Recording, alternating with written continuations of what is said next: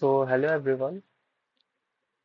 So, we are going to solve two questions from JEE Advanced Paper 1. So, पहला question जो है वो rotational mechanics से है. तो ये जो क्वेश्चन है उस क्वेश्चन को दो मेथड से मैंने सॉल्व किया. ठीक है. तो पहले क्वेश्चन पढ़ते हैं क्या बोल रहा है क्वेश्चन. सो क्वेश्चन में बोल रहे हैं कि considered a large disc of radius R and two small disc each of radius R by 50. So lying on its circumference as shown in the figure. The smaller disks are initially in contact with each other uh, with an angular separation of delta theta between them. तो ये एक fixed disc है जिसका radius capital R है. उसमें दो disc एक दूसरे के साथ कांटेक्ट में और इन दोनों के बीच में इनिशियली जो एंगल है वो डेल्टा थीटा है. ठीक है. ये इस डायरेक्शन में और ये इस डायरेक्शन में ओमेगा और टू ओमेगा से घूम रहा है.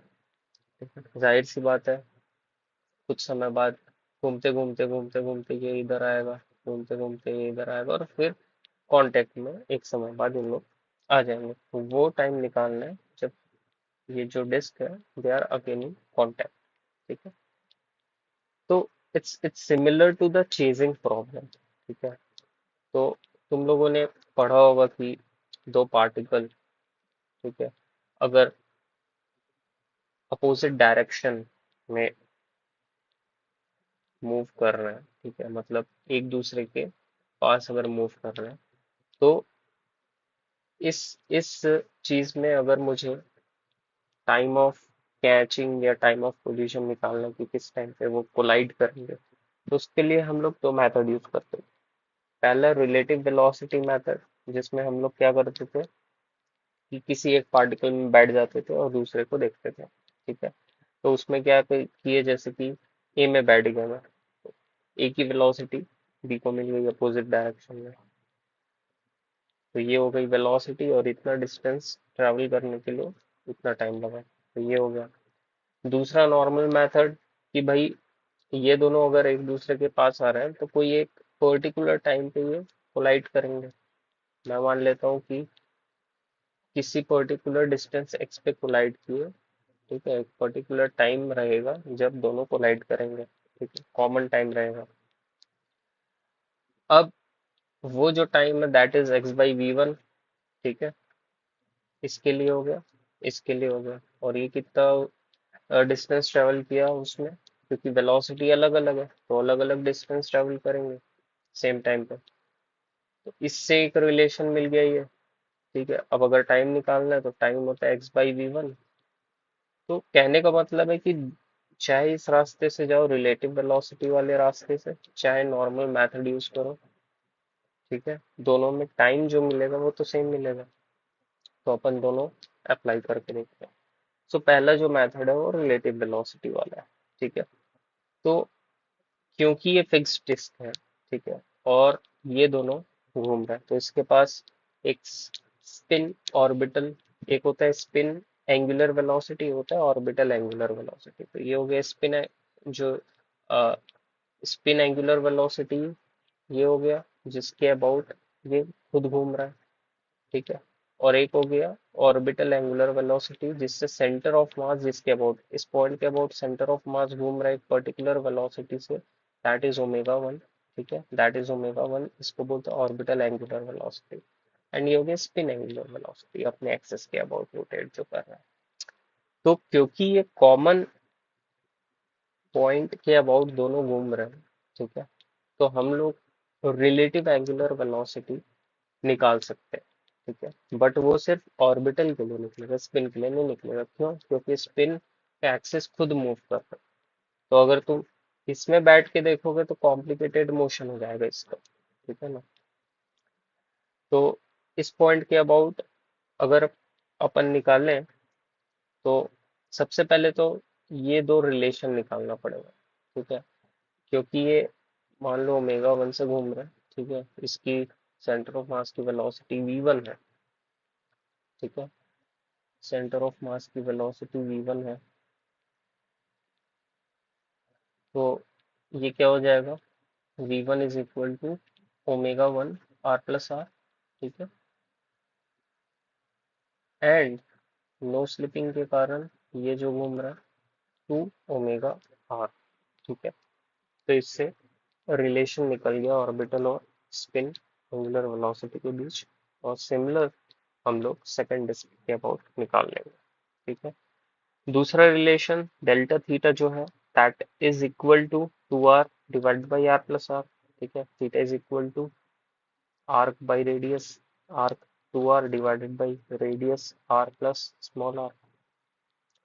अब R is equal to R/50 दिया है, उस रिलेशन को इसमें पुट करोगे तो ये मिल गया, तो डेल्टा थीटा का एक ये वैल्यू मिल गया और एक ये, ठीक है। दोनों काम आएगा आगे चल के। अब मैं क्या कर रहा हूँ with respect to disc two, ठीक है। डिस्क डिस्क टू को मैं रोक के रख रहा हूँ और इसको सिर्फ घुमा रहा हूँ, ठीक है। तो ये कुछ रिलेटिव एंगुलर वेलोसिटी से घूमेगा, ठीक है। अब क्योंकि ये इधर ही है और ये जो है ये घूम रहा है, तो ये इस पोजीशन पे आएगा, ठीक है, कांटेक्ट में अगेन।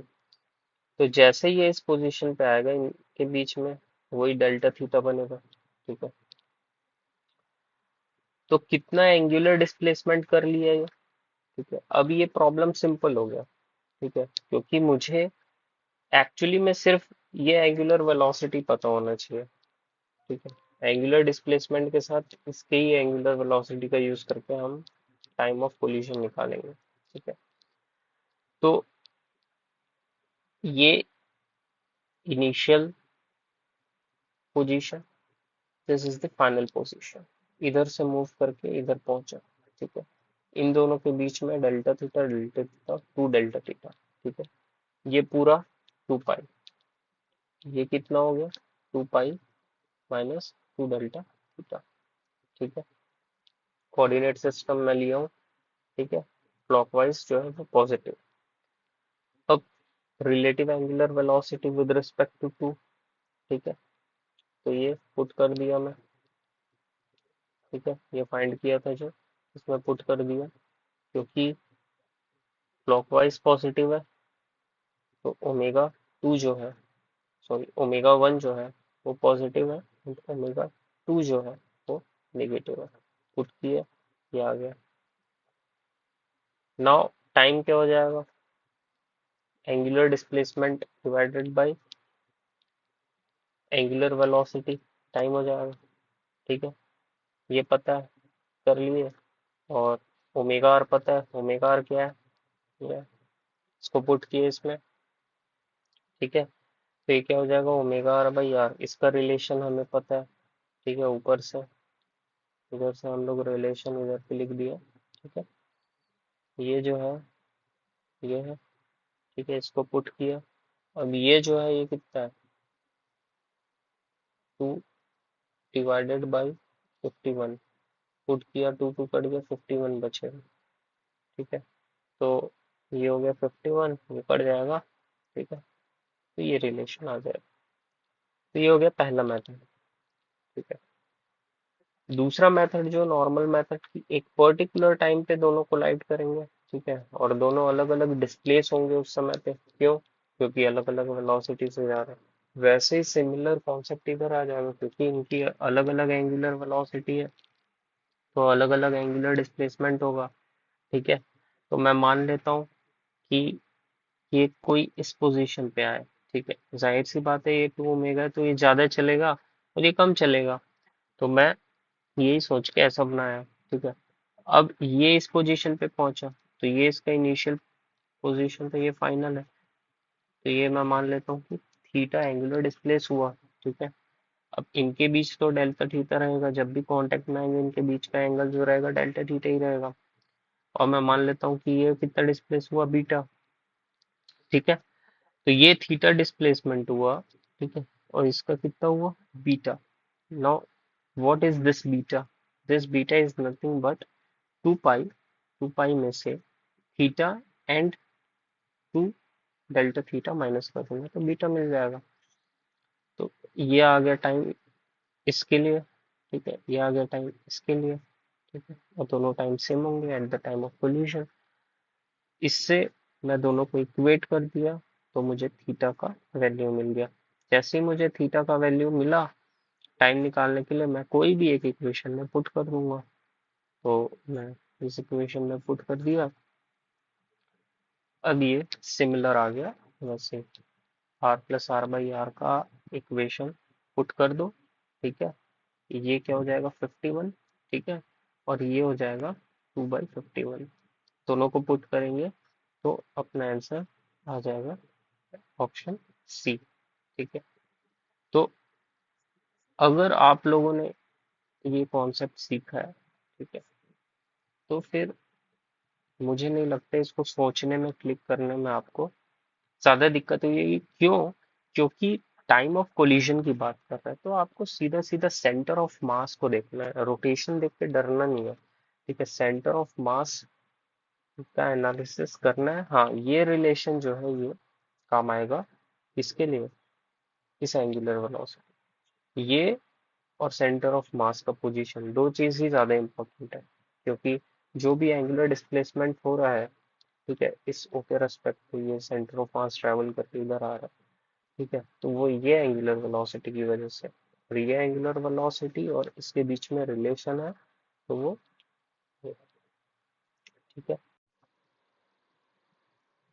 सो अगर मैं थर्ड क्वेश्चन की बात करूं, सो इस क्वेश्चन में क्या बोल रहा है,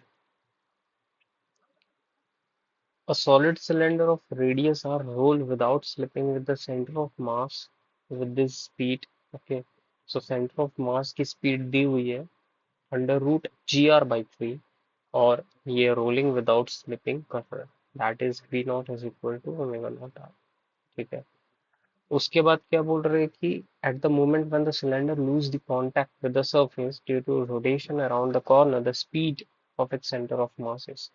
तो होगा क्या, ये जैसे इस कॉर्नर में पहुंचेगा, ठीक है, जैसे इस कॉर्नर में पहुंचेगा, now due to the normal force, ठीक है, ये जो होगा टर्न होगा। ठीक है,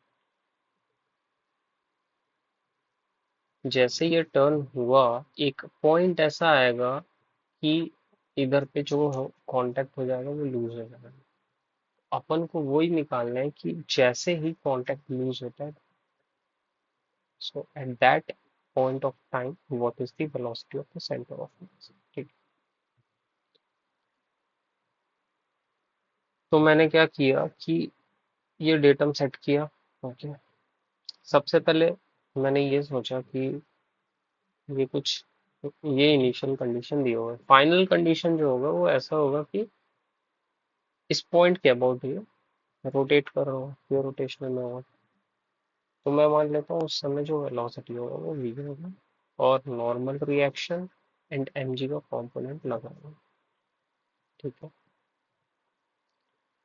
नाउ इस एक्सेस के अलोंग फोर्स बैलेंस कर लिया, mg cos theta minus m is equal to mv²/r। ठीक है, अब मुझे वो वेलोसिटी निकालना है, ठीक है, जब n की वैल्यू जीरो हो जाए, कॉन्टेक्ट लूज हो जाए, तो इसको जीरो कर दिया, तो जो v की वैल्यू आ गई वो कितनी आ गई। ठीक, अब इसमें मुझे cos थीटा की वैल्यू तो पता नहीं है, तो देखते हैं, एनर्जी कंजर्वेशन लगाते हैं। ठीक है, क्योंकि फ्रिक्शन कोई वर्क कर नहीं रहा, प्योर रोटेशन में है, रोलिंग विदाउट स्लिपिंग है।